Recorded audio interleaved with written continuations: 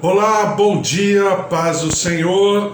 Hoje, quinta-feira, dia 25 de março de 2021, o dia que o Senhor já preparou, já manifestou, já estabeleceu sobre a tua vida, sobre a tua casa, a tua família, as nossas vidas, nossa casa, nossa família, em nome de Jesus. Por isso, mais uma vez, nós vamos ler a palavra do Senhor e nós vamos meditar um pouquinho na palavra do Senhor e depois vamos ler, vamos orar pela nossa casa, pela nossa família, pelos nossos queridos, em nome de Jesus, né? Estamos lendo o livro de Mateus. O Mateus fala de Jesus Rei, né? O Messias, aquele que é prometido, ungido do Senhor, né? Filho de Deus, filho do homem, também aquele que é o descendente do rei Davi, chamado filho de Davi. Por quê? Porque é descendente de Davi, né? É aquele que detém todas as divisas, todas as patentes para ser colocado e reconhecido como rei, o rei dos reis e senhor dos senhores. Então estamos lendo o livro de Mateus, que é um livro impressionante, porque fala principalmente sobre a identidade do rei, né? Fala sobre reino, muito sobre reino, né? E o reino de Deus é semelhante a, né? Muitas frases a respeito do que significa o reino dos céus e ao mesmo tempo de como o Senhor deseja que nós vivamos nesse reino, ou seja, o que significa ser um súdito, né? Um embaixador, um representante oficial desse reino aqui na terra. E também, claro, falando sobre a identidade, eu falei para você que a partir de Mateus capítulo 12, versículo 1, até Mateus 16, isso fica muito bem claro, que Mateus está preocupado em escrever, né? Claro, o Espírito Santo através de Mateus, em escrever quem é Jesus, qual a sua constituição, qual é a sua identidade na plenitude do que significa Jesus Cristo para nós, ou melhor dizendo, de quem significa Jesus Cristo para nós.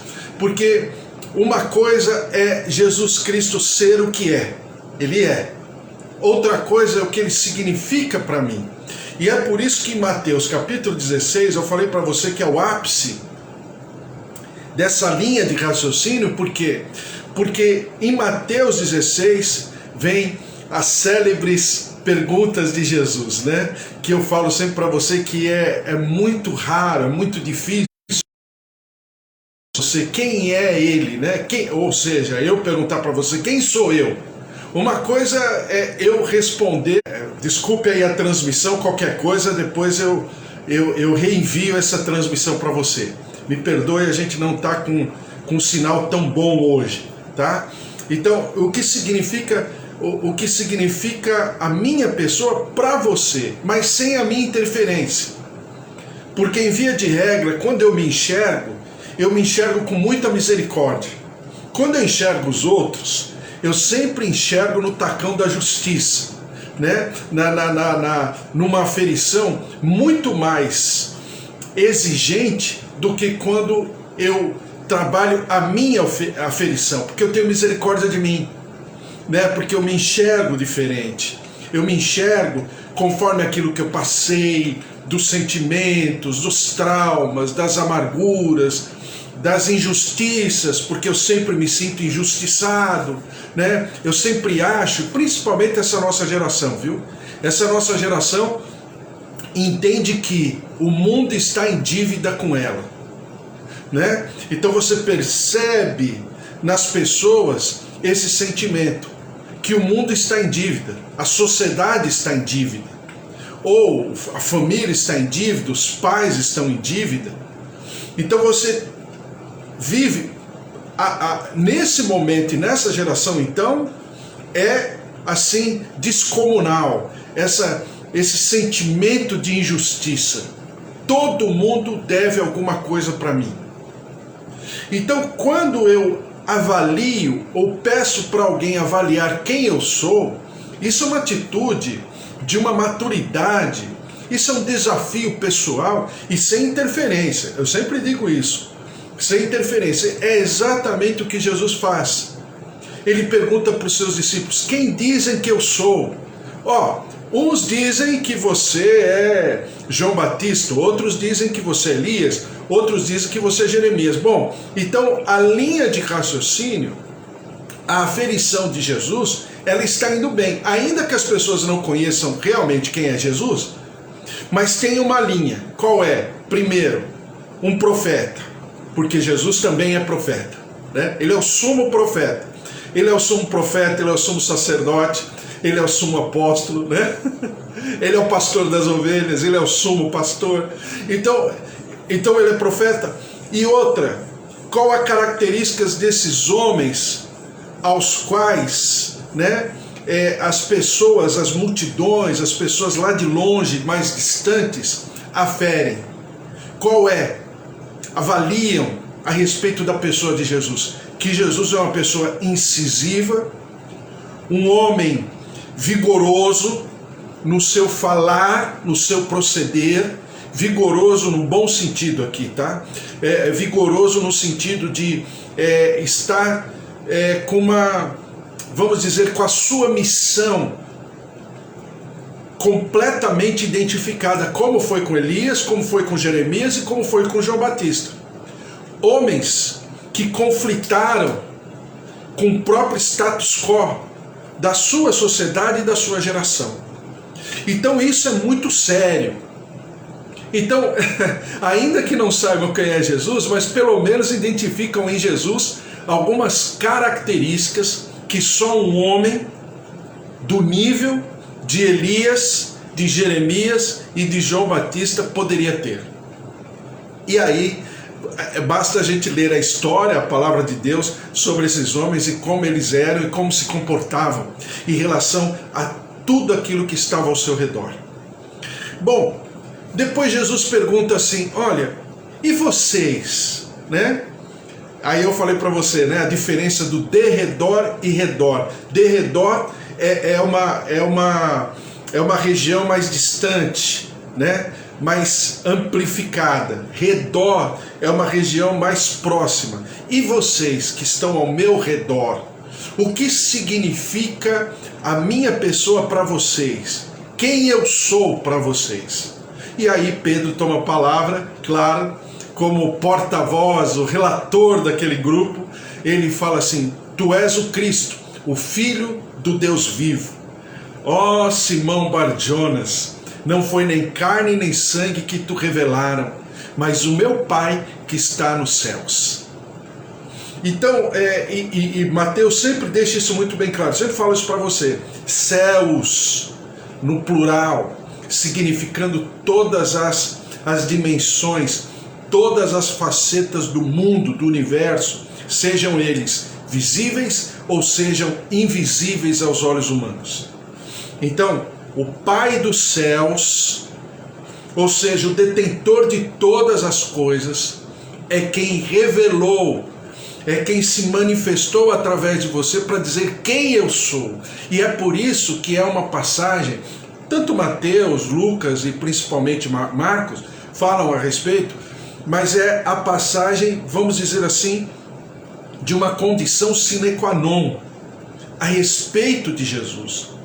É um dos termos, é uma das passagens mais importantes de toda a palavra de Deus, porque está realmente identificando quem é Jesus de fato. Tanto é que a partir daqui, e eu sempre falo isso para você, é sempre bom pontuar, principalmente para nós numa geração que é líquida, que é superficial, que é frágil, como diriam alguns, né? É uma geração cheia de mimimi, cheia de não me toque, tudo é trauma, tudo é ressentimento, tudo é depressão, tudo é angústia, tudo é solidão, né? Você fala com um adolescente, com um jovem, né? Entre eles, parece que é papo de velho, né? Papo de velho que eu digo, porque no nosso tempo, quando as pessoas estavam ficando mais idosas, a gente brincava, né, e falava assim, só fala de doença, você tomou isso, você tomou aquilo, onde você está? Tá doendo aqui, tá doendo aqui. Então, papo de velho. Então você tem, numa geração frágil como essa, né, conversando entre si, quem tem depressão, quem tem angústia, quem tem aflição, coisas que há décadas atrás não existiam. Aí você vai falar, não, mas é a ciência, a tecnologia, o conhecimento do ser humano. Tá bom, tudo isso é importante, é válido. Mas que essa geração é uma geração mais frágil, com certeza. Eu sempre falo para você, é uma geração muito especial. Computador, celular, tecnologia, né? Você pega uma criança, põe o celular na mão dele, ele faz de tudo. O mundo está ali naquele celular e a criança sabe mexer. Do outro lado é frágil, é sensível, tudo causa trauma, tudo resulta, tem que tomar cuidado quando fala, qualquer coisa se sente, né? Você não pode tecer uma opinião que seja fora daquilo que eu chamo de cosmocracia. Isso está no mundo inteiro. Tudo que é fora da cosmocracia, né? Essa pessoa ela é inimiga da cosmocracia. E isso é um ambiente preparando, escuta bem o que eu estou te falando, hein? É um ambiente que está sendo preparado para um governo central, que é exatamente a figura do anticristo. Não é para hoje, não é para amanhã, mas você percebe o ambiente. Tudo tem que ser conforme aquela linha de raciocínio. E obviamente vai chegar uma hora que quem fala a palavra, quem lê a Bíblia, quem defende, né, uma outra maneira de viver, vai estar completamente inimiga do ambiente cosmocrático. Fique sabedor, não precisa nem... Por quê? Porque é o ambiente, a atmosfera que está se tornando isso, né? Então você percebe isso.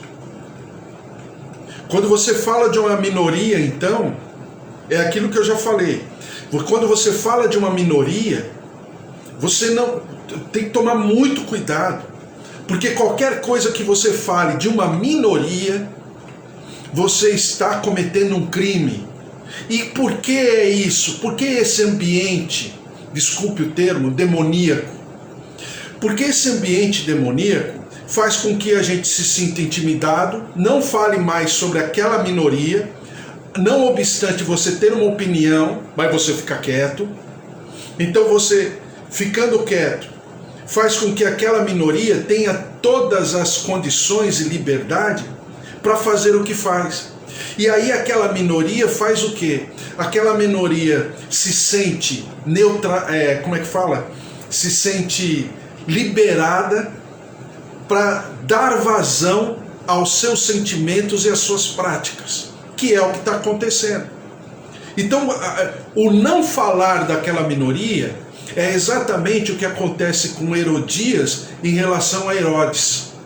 Herodias era sobrinha de Herodes, casada com um dos irmãos de Herodes, chamado, né, Herodes Filipe, né, que era um dos Herodes, né, filhos do patriarca Herodes Antipas, né? Então, esse Herodes, que é o Herodes tetrarca, ele toma para si a mulher de Filipe, mas que é sobrinha do outro irmão. Ou seja, ele está cometendo um pecado duas vezes. Qual é a atitude de Herodes, então? Está lá, né? Em Mateus, capítulo 14, tem toda a história. Então, o que você percebe? Que a atitude de Herodes é matar a voz profética, que é João Batista. Vamos dizer, em conluio, desculpe o termo, mas em comunhão, aí desfavorável, mas em comunhão, em concordância com Herodias e a sua filha. Porque Herodes não apenas mais deseja a Herodias, mas deseja a sua filha Salomé, sua sobrinha duas vezes, filha do seu irmão. Quer dizer, uma situação completamente bestial, para não dizer outra coisa. Mas o que faz essa geração? Ela mata a voz profética, como se a voz de Deus, entre aspas, dependesse do homem. Não, o pecado estava lá, a transgressão estava lá. Então, exatamente o que a minoria pensa, porque a minoria se permitindo, nada contra pensamento, né? E uma plataforma de vida que a pessoa opta por viver, é de cada um. A questão toda é quando eu sou obrigado a olhar aquilo e não falar nada, porque é o sentimento de Herodes, querer decapitar, matar, destruir aquilo que poderia acusar a sua consciência, que é exatamente o que acontece hoje, né? Qualquer coisa que acuse a consciência é crime. Qualquer coisa que saia dessa cartilha da cosmocracia é crime. Então nós não podemos tecer opinião, nós não podemos falar. E isso é tão assintoso que nós percebemos dentro das nossas próprias casas, principalmente as gerações mais novas, não é? Eu estou falando para você, e você sabe, você é avô, você é avó, você é pai, você é mãe, você sabe disso. Qualquer coisa que você fale, tem que tomar cuidado, porque senão está ofendendo. Você não pode dar opinião. É exatamente o sentimento, né, que a gente percebe. Então, é por isso que eu digo que a palavra do Senhor, ela é completamente contextualizada, a gente não tem que explicar, está escrito. Então Jesus vem dessa linha de raciocínio, desde Mateus capítulo 12, né, quando ele fala que é Senhor do sábado, quando os religiosos falam que Jesus fazia por obra de Satanás, porque ele tinha incorporado o chefe dos demônios. A família de Jesus quer interditar Jesus porque acha que Jesus está louco. Então a família de Jesus quer interditar Jesus. A multidão acha, do outro lado, que Jesus é um milagroso, é um milagreiro, né, que veio para fazer milagre, fazer sinais e maravilhas e dar de comer para todo mundo. Os grupos religiosos querem que Jesus se levante como um político, como um líder político de governo, para fazer frente à resistência ao Império Romano. Então todo mundo enxerga Jesus de uma maneira, mas quem é Jesus? E é exatamente o que nós temos que trabalhar no nosso interior. Quem é Jesus? Qual é a identidade? O que significa Jesus para mim? Qual o tamanho de Jesus? É por isso que eu falo para você que a nossa igreja, no sentido geral, chamado corpo místico de Jesus, é tão fraca, é tão sem identidade. Por quê? Porque está faltando identidade no mundo? Porque falta a identidade da igreja. Então, automaticamente, quando Pedro, é por isso que eu falo para você que é tão importante, quando Pedro dá vazão e fala quem é Jesus Cristo, mas é automático. Qual o resultado? Qual a consequência imediata? Tu és o Cristo. E Jesus fala, e você é Pedro. Mas é uma condição sine qua non. Quanto mais eu conhecer de Deus, mais a minha identidade se manifestará e será revigorada, será fortalecida no Senhor. E por conseguinte, quando Jesus fala a respeito de Pedro, claro que Jesus está falando da igreja, Jesus está falando da identidade do povo de Deus, a autoridade, o que vocês ligarem aqui na terra, o que vocês concordarem aqui na terra será ligado no céu, mas o que vocês discordarem aqui na terra será desligado no céu. A autoridade, o poder da comunhão e a plenitude do que significa, né? Porque para um grupo da cultura hebraica, O número do homem não é o número 6, que é, entre aspas, eles chamam de o número do homem caído, mas é o número 5, é o número do homem reedificado no Senhor. Por quê? É 3 mais 2. 3, trindade. 2, o homem em concordância. Então, você tem toda essa condição espiritual.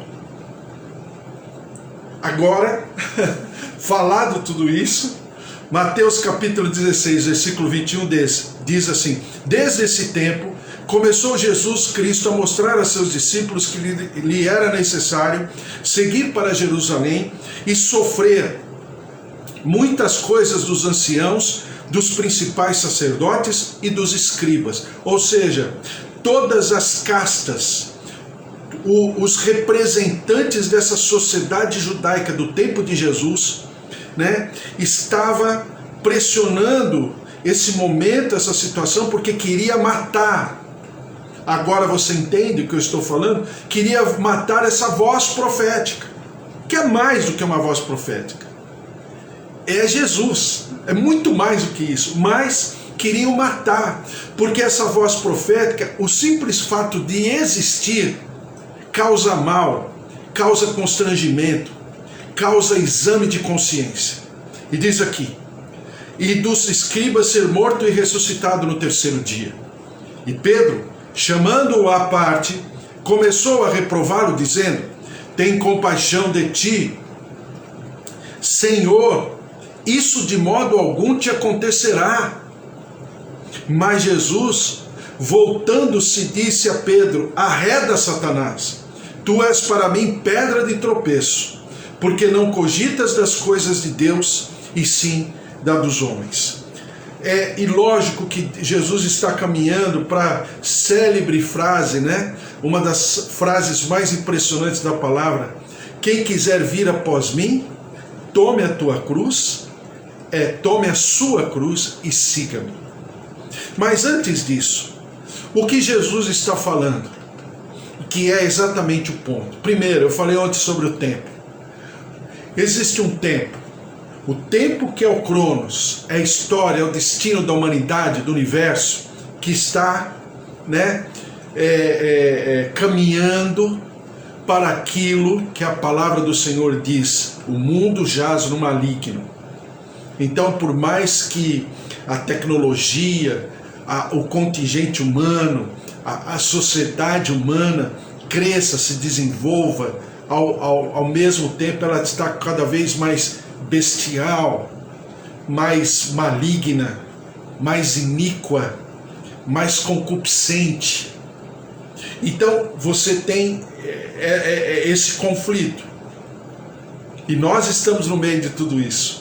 Do outro lado, né, eu já falei isso para você, existe um discurso que é até um discurso que penteia a nossa alma, que é bom ouvir, que é bom defender. Ah, o mundo será melhor. Esquenta não, vai ficar melhor. Olha, vai ficar melhor se, somente se, o ambiente de céu estiver representado naquela pessoa, naquele lugar onde aquela pessoa está. Só assim.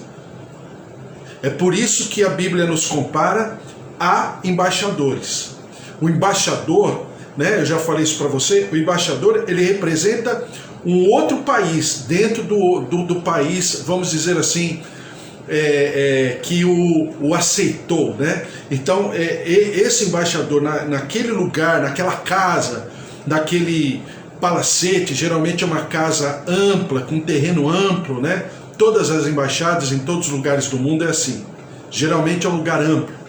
Esse lugar aqui, esse terreno que está tecnicamente delimitado, esse terreno pertence ao outro país, cedido por esse país, né? Então, por exemplo, se aqui fosse uma embaixada japonesa, tudo aqui dentro seria conforme a lei japonesa, a constituição japonesa. Aqui, né? Aqui, vamos dizer, aqui é o Japão, né? É um posto avançado do território japonês.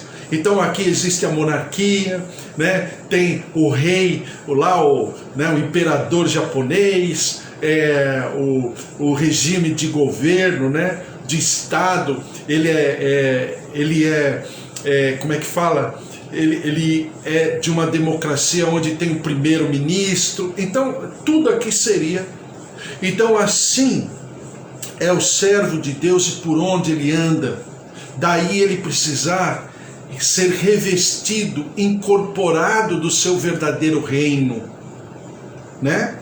Então, esse é o desafio, porque o mundo em si, ele jaz no maligno, ele caminha para uma falência, e não é a falência natural, porque isso também há um desgaste da natureza da criação, né? Dizem alguns técnicos que nós conseguimos vamos dizer assim, nos reconstruir até março de 2007. A partir de março de 2007, o planeta Terra está se desgastando sem a capacidade de se reconstruir novamente, não está dando tempo.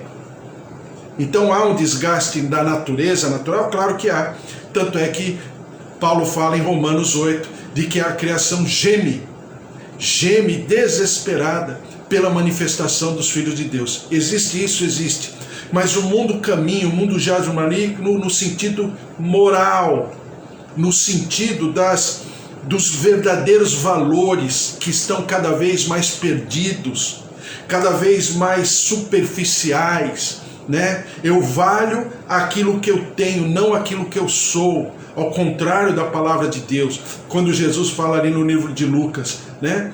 Que o homem não é medido pelo que tem, mas pelo que ele é. O homem não é medido pela sua capacidade financeira, mas no nosso mundo é assim, né? Ou seja, lembra que eu falei com você? A minha bolsa conversa com a bolsa do outro.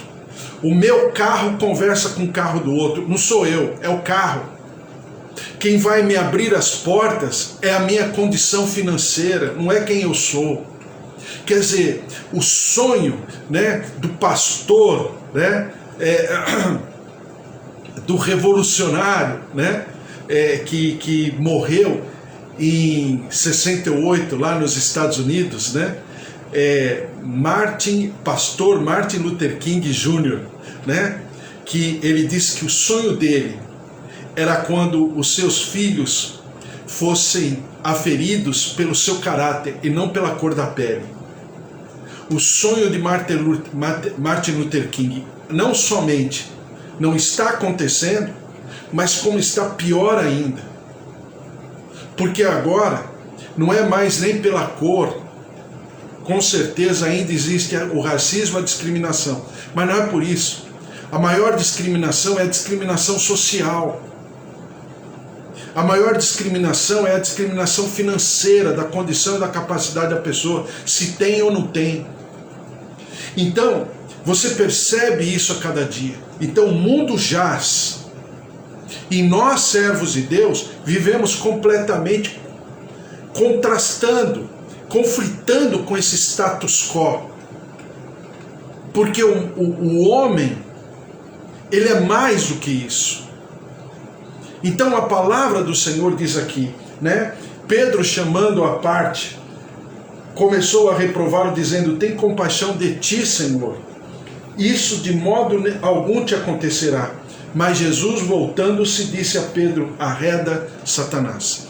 Então, o que o Senhor Jesus está falando é exatamente, e nos ensinando de maneira contextualizada para os dias de hoje, é o seguinte: olha, uma pessoa, quando ela não está completamente em concordância com o tempo de Deus, porque é o tempo de Deus que vale, não é o tempo humano. O tempo humano acontece, o cronos do homem está correndo, o reloginho está correndo, mas a agenda de Deus é que interessa. É o tempo do Senhor que se manifesta, porque é Ele que tem valor, dentro da nossa lógica, para nós que somos e pertencemos a esse reino dos céus. Então não adianta eu colocar isso lá fora, eu estou falando para mim, para nós aqui. Então esse tempo é que tem valor. Por quê? Porque, em primeiro lugar, eu quero viver a vontade do Senhor.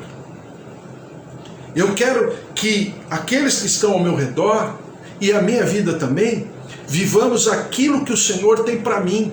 Porque eu sei que a vontade do Senhor é boa, perfeita e agradável. Porque me interessa agradar a Deus e não aos homens.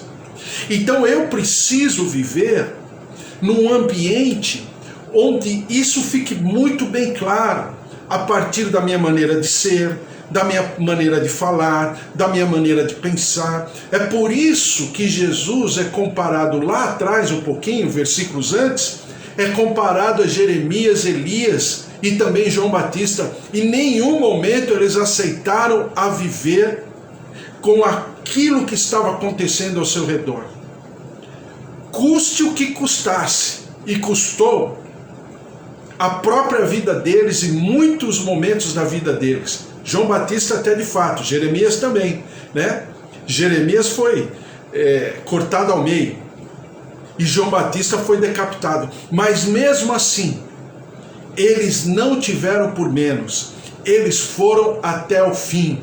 Como a palavra do Senhor diz, ser fiel, o quê? Até a morte, e o que mais? Dar-te-ei o quê? A coroa da vida. Ser fiel até a morte e dar-te-ei a coroa da vida. Então, era esse tipo de cidadania. Era não, continua sendo. É esse tipo de cidadania, com essa consciência, com essa consistência, com essa maturidade, que o Senhor quer que vivamos. Então, você não tem meio crente e mais crente ou menos crente. Ou é ou não é. Então Jesus aqui está mostrando de que não tem meio termo. É aquilo que eu sempre falo para você, não tenho como eu viver o melhor dos dois mundos, né? Ou eu sou daquele mundo, ou eu sou desse mundo. Não tem como, não tem conexão. É o que Jesus fala lá em Mateus 6, que a gente já leu, né? Então não tem conexão. Ou bem eu vou agradar a um e desagradar o outro, ou bem eu agrado o segundo e desagrado o primeiro. Não tem como. Não tem amálgama. Não tem consistência, não tem conexão. Não tem comunhão. Como diria então, na época, há anos atrás, quando eu vi uma pregação dela, a missionária Valnice Milhomes, né? Sei lá, pelo menos uns 30, 40 anos quando eu vi, ela falou assim: carne não se converte, carne tem que ir para a cruz. Nunca mais esqueci, eu era adolescente quando eu vi essa pregação dela. Então ela era missionária ainda, fazia parte da Igreja Batista e tal, e eu lembro disso, nunca mais me esqueci. Então é exatamente isso. Porque eu preciso crucificar os meus sentimentos. Claro, sentimentos que eu sei que são da minha autodefesa, querendo defender a minha, entre aspas, reputação. Exatamente o que Jesus faz no Getsemane. É por isso que eu falo para você que todos nós, né, temos o nosso Getsemane. Em algum momento, em alguma área da nossa vida, ou alguns momentos, em algumas áreas no plural da nossa vida. Por quê? Porque vai chegar uma hora que ou bem eu faço a vontade do Pai e crucifico a minha vontade, ou o contrário, eu faço a minha vontade, né, e desprezo a vontade do Pai. Não tem como eu todo momento fazer a vontade do Pai a minha, fazer a vontade do Pai a minha, não tem como. Assim foi com Daniel, né? Vamos lembrar, vai. Daniel, Sadraque, Mesaque e Abidnego. Não foi assim com eles na época deles? Teve um momento que eles tiveram que optar. 3 tinham a fornalha. 1 tinha a cova dos leões. Obviamente, havia uma pressão externa. Eram 120 sátrapas contra 4, né? Contra Daniel num momento e depois contra os 3 amigos dele no outro momento. Mas você tem o quê? 120 contra 4. Ora, 120 contra 4 não tem como. 120 vai trucidar os 4. Mas aqueles 4 representavam o reino dos céus. e para que o reino dos céus se manifestasse sobre através deles, o que aconteceu? Eles tiveram que crucificar a eles próprios. Quando os 3 amigos disseram para Nabucodonosor: Nabucodonosor, o nosso Deus pode ou pode não livrar, ou pode nos livrar, mas fique o Senhor sabendo o seguinte: seja qual for a vontade dele, nós não vamos nos prostrar perante essa imagem de escultura. Simples assim. Daniel, quando ficou sabendo que os seus colegas de trabalho, os seus 120 amigos de trabalho, fizeram toda uma caminha de gato, através de Dario, através do decreto dos medos e persas, que não se podia mais ser alterado. E Daniel ficou sabendo o que ele fez? Ele foi lá na casa dele, abriu suas janelas para a direção de Jerusalém, e serviu ao Senhor, glorificou, adorou ao Senhor, entrou em oração as 3 vezes do dia, como ele sempre fazia. Ele não alterou nada, em nada, as suas práticas. E isso o levou à cova dos leões. E Dario ficou apreensivo, talvez até pela falta de um Daniel tão inteligente, Diz Ezequiel que só passava Daniel o diabo, Se você ler Ezequiel falando a respeito de Daniel, você vai perceber que chega um momento que Ezequiel fala assim: uma pessoa mais sábia que Daniel, somente o diabo. Fora o diabo é Daniel. Por quê? Porque Daniel tinha revelação e sabia lidar com um contingente humano, mas ele também sabia lidar com um contingente espiritual. Então era um homem sábio. E Daniel não fez nada para se defender. Por quê?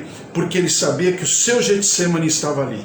Cabia ao Senhor livrá-lo ou não livrá-lo da cova dos leões. Ele não fez exatamente nada. Em silêncio. Não é? Exatamente o que aconteceu com José, exatamente o que aconteceu com Esther e Mordecai, exatamente o que aconteceu com todos os servos de Deus em algum momento da vida. E nós precisamos olhar, aferir tudo isso de uma maneira sábia, de uma maneira cordata, mas nem por isso sermos fracos, entendermos o ambiente, sabermos o que está significando tudo isso. Então, é tempo de amadurecimento, é tempo de um lastro consistente em relação às coisas de Deus na nossa vida, muito além do que uma cultura, muito além de tudo isso que está acontecendo, essa tragédia anunciada, Por que eu digo anunciada? Porque um dia isso iria se manifestar, Falta de estrutura, falta de uma série de coisas que está acontecendo, Jô Siqueira, tudo bem? Então, Deus abençoe a todos vocês e que nós vivamos debaixo dessa palavra em nome de Jesus. Por quê? Porque é tempo de consistência. Jô Siqueira, pastor Jô Siqueira, é isso? Jô Siqueira, Assembleia de Deus e Cristo para o Povo, Comunidade do Salgueiro, em São Gonçalo, Rio de Janeiro. Deus abençoe o servo de Deus também, sua casa, sua família, seu ministério, em nome de Jesus, lá em São Gonçalo. Conheço São Gonçalo, uma terra maravilhosa, populosa, cheia de gente, mas um povo maravilhoso e muito simpático. Já passei por lá, conheço aquela região. Então você percebe o quê? Você percebe toda uma condição espiritual. E que nós não temos nem mais tempo. Como Jesus não tinha tempo, O Jesus não tinha tempo de nada. Por quê? Porque as coisas estavam acontecendo muito rapidamente. E nós vivemos um ambiente assim. O desgaste está acontecendo rapidamente.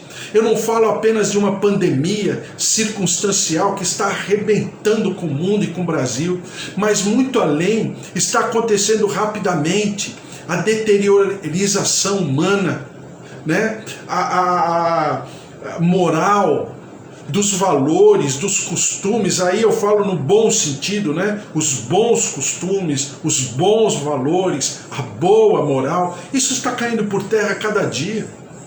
E nós, servos de Deus, temos uma consistência de um reino eterno em nome de Jesus.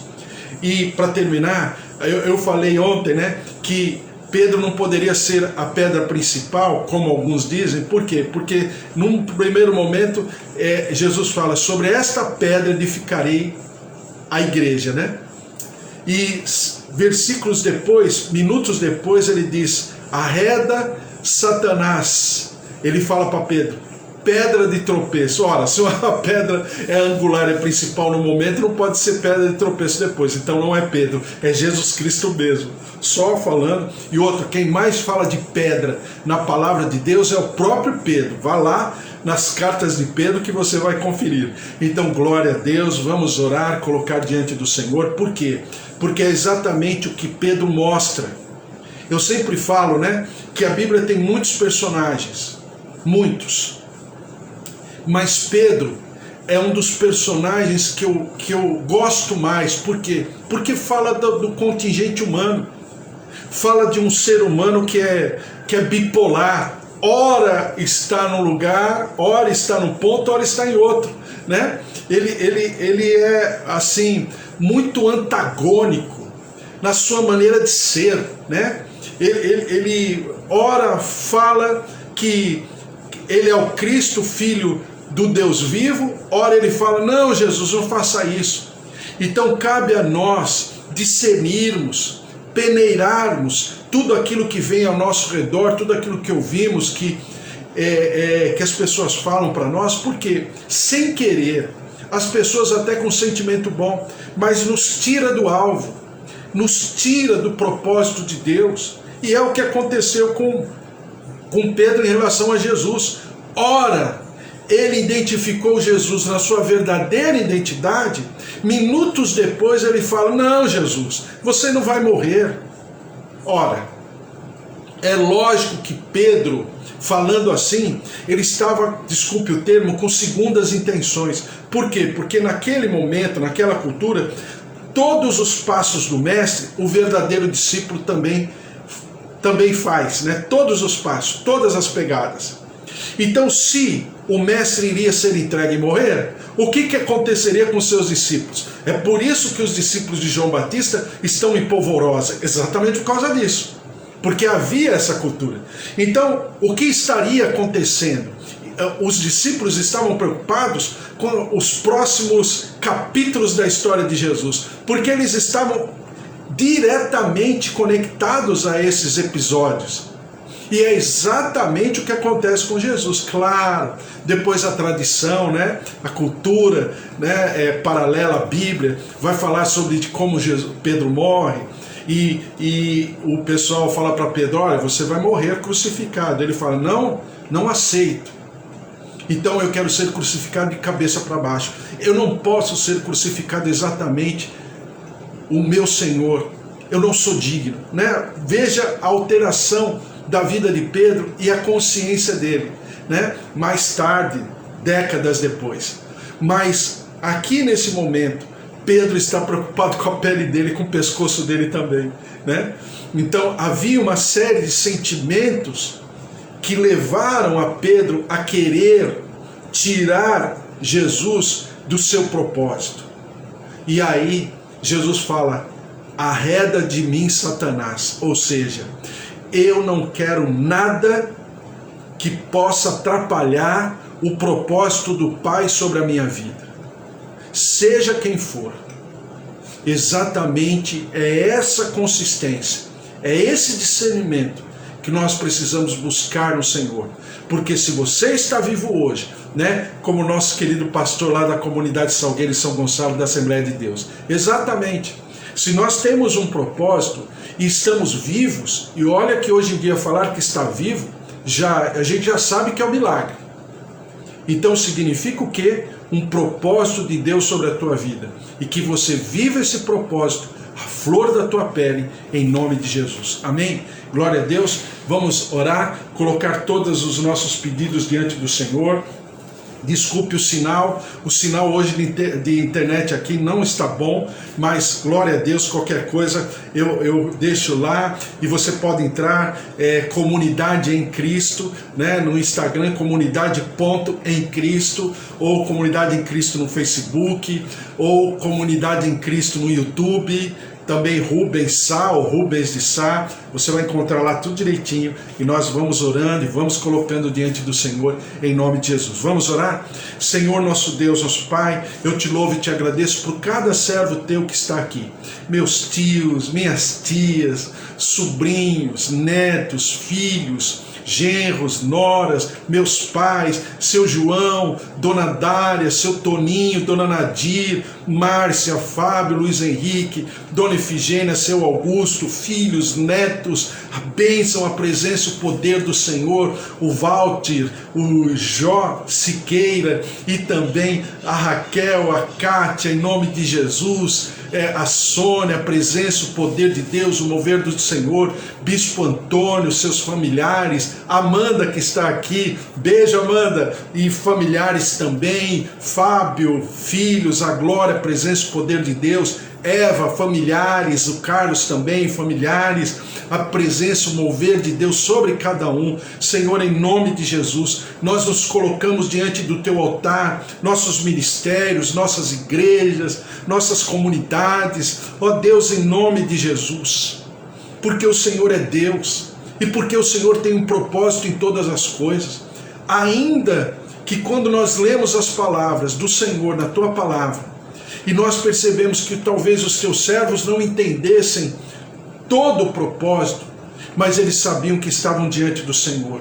Eles sabiam que o Senhor tinha uma direção sobre a vida deles. E eles vivos significavam propósito. O que nós estamos entendendo hoje, que nós vivos, é porque tem um propósito. E que se mova esse propósito favoravelmente.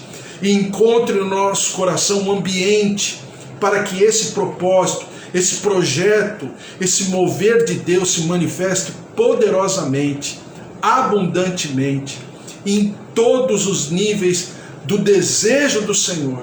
E nós daremos sempre ao Senhor todo louvor, toda honra e toda glória, que seja a vontade do Pai estabelecida em nós e não a nossa vontade, para a honra e glória do Senhor. Senhor, derrama-te sobre os nossos queridos, os nossos avós, os nossos netos, nossos filhos, nossos pais, o marido, a esposa, ó Senhor, tios, sobrinhos, a presença, o poder de Deus, derrama-te, ó Deus. Eu oro pelo Marco, ali de Sorriso, Mato Grosso, também a Dona Maria Helena, ó Deus, o tio Nelson, todos os outros que nós temos orado, clamado, a Ana Paula, que também está na UTI por causa da Covid-19, como a Dona Maria Helena, como o tio Nelson e tantos outros que nós temos sabido e temos ouvido dizer e falar. Senhor, nossos familiares, os nossos queridos, diante dessa pandemia, os nossos queridos irmãos da igreja, Pastor Luiz, Pastor Antônio e tantos outros. Senhor, em nome de Jesus, derrama-te com a tua graça, derrama-te com o teu poder, toca, visita, ressuscita, restaura, cura, traz o teu mover de vidas, derrama-te com as tuas águas que descem do limiar do templo e por onde passar, leva a vida, leva a restauração, leva a saúde, leva o bem-estar, a paz que excede o entendimento, águas curadoras, águas que descem do limiar do templo, tocando, visitando, curando, ressuscitando, e nós daremos ao Senhor sempre todo louvor, toda honra e toda glória. Senhor, nós te clamamos pelo nosso país, tem misericórdia. Esses gestores públicos que são inconsequentes, que são negligentes, que são subornáveis, venais, corrompidos e corruptores também. Senhor, que fazem do povo brasileiro uma moeda de troca, que não se importam, em definitivo, com o próprio ser humano. Estão cegados. Por isso, Senhor, derrama-te, cura-nos, visita-nos, Nós dependemos do Senhor, da tua misericórdia, da tua compaixão. Compadece-te de nós. Senhor, vem ao nosso encontro.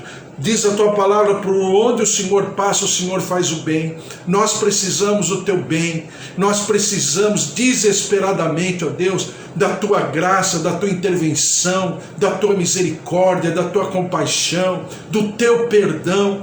Perdoa-nos como nação, como povo brasileiro.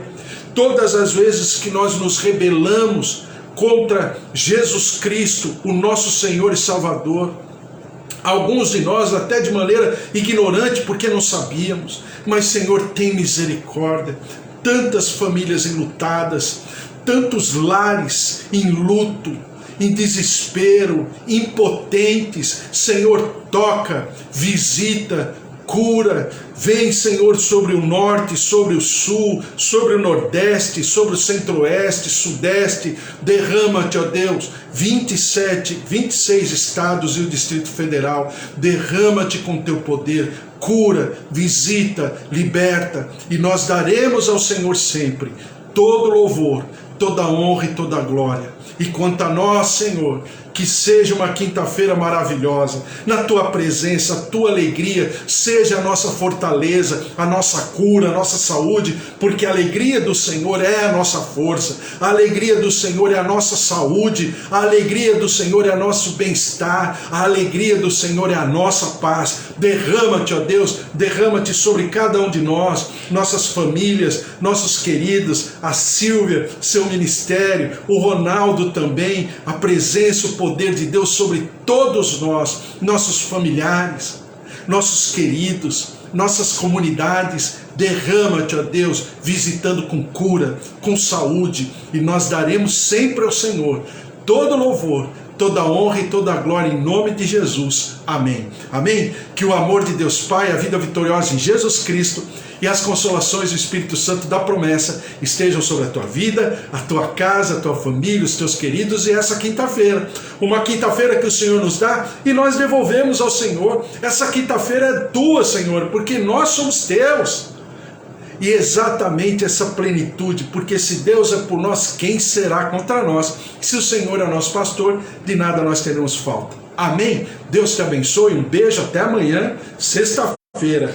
Um beijo para você, Deus abençoe toda a tua casa e família, e você esteja nesse propósito de viver a flor da tua pele, a vontade do Senhor, porque ela é boa, perfeita e agradável, em nome de Jesus. Um beijo, até amanhã, fique na paz, tchau, tchau.